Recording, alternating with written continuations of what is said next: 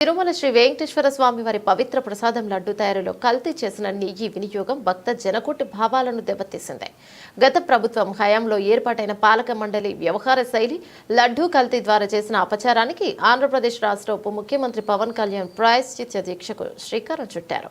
పవన్ కళ్యాణ్ చేస్తున్న ప్రాయశ్చిత్త దీక్షకు సంఘీభావంగా విశాఖ జనసేన పార్టీ విశాఖ నగర అధ్యక్షులు దక్షిణ నియోజకవర్గం MLA Vamsa Krishna Srinivas LIC building వద్ద మహాయాగాన్ని చేపట్టారు. ఎమ్మెల్యే వంశకృష్ణ శ్రీనివాస్ మాట్లాడుతూ తిరుమల ప్రసాదాన్ని భక్తులు పరమ పవిత్రంగా భావిస్తారని, లడ్డు తయారీలో కల్తీ ఘటనపై ప్రతి ఒక్కరిలో వేదన ఉందని, గౌరవ ఉప ముఖ్యమంత్రి పవన్ కళ్యాణ్ చేపట్టిన ప్రాయశ్చిత్త దీక్షకు సంఘీభావం తెలియజేయడం అందరి బాధ్యతని చెప్పారు.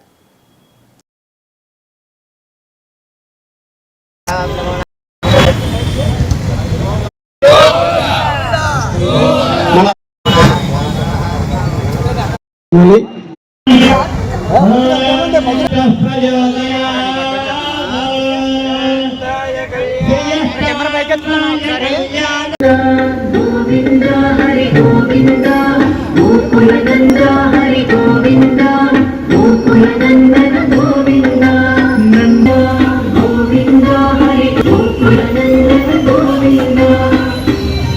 మీరన్నంత తప్పు మాట అల్లా లడ్డూల గురించి ఇప్పుడు మాట్లాడకండి, ప్రమాదం అని అన్నారు. అంతే చెప్పారంటే అన్నగా తప్పైపోయింది, గాయపడి ఉంటే నేను క్షమాపణ కోరుతున్నాను అనగానే పవన్ కళ్యాణ్ గారు కూడా అర్థం చేసుకుని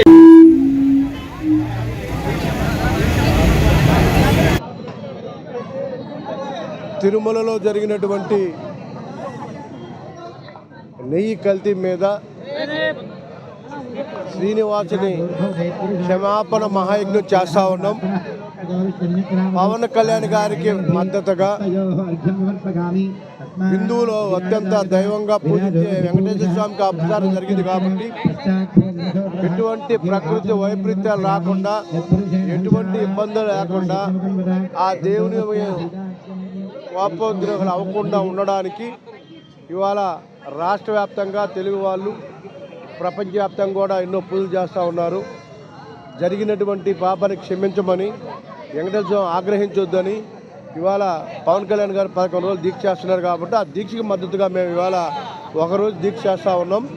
రేపు నుంచి నియోజకవర్గంలో అన్ని గుళ్ళు కూడా సందర్శించి అక్కడ కూడా ఆ గుళ్ళని కూడా క్లీన్ చేయడం జరుగుతూ ఉంది. హిందువుల మనోభావాలు దెబ్బతిన్నాయి కాబట్టి మతాలకు అతీతంగా ఇవాళ ముస్లింలు కావచ్చు, క్రైస్తవులు కావచ్చు, ఎవరైనా కావచ్చు, ఎక్కడ జరిగినా పాపం పాపమే కాబట్టి, దేవుడు ఒకరే కాబట్టి ఎక్కడ జరిగినా ఇది అన్యాయాన్ని తీవ్రంగా ఖండిస్తూ ఉన్నాం. ఈ పాపం చేసిన వాళ్ళకి శిక్షించాలని ఖచ్చితంగా దేవుడికి శిక్షిస్తాడు, అలాగే చట్టరీత్యా కూడా శిక్షించాలని మనస్ఫూర్తిగా కోరుకుంటున్నాం. పవన్ కళ్యాణ్ దీక్ష అద్భుతంగా సక్సెస్ అవ్వాలని, ఇవాళ రాష్ట్ర వ్యాప్తంగా జరుగుతున్న దీక్షలని కూడా సక్సెస్ అవ్వాలని, ఆ దేవుని యొక్క ఆశీస్సులు దేశ ప్రజలకు, ప్రపంచ ప్రజలు అందరికీ ఉండాలని, ముఖ్యంగా మన రాష్ట్ర ప్రజలకు ఉండాలని మనస్ఫూర్తిగా కోరుకుంటున్నాం.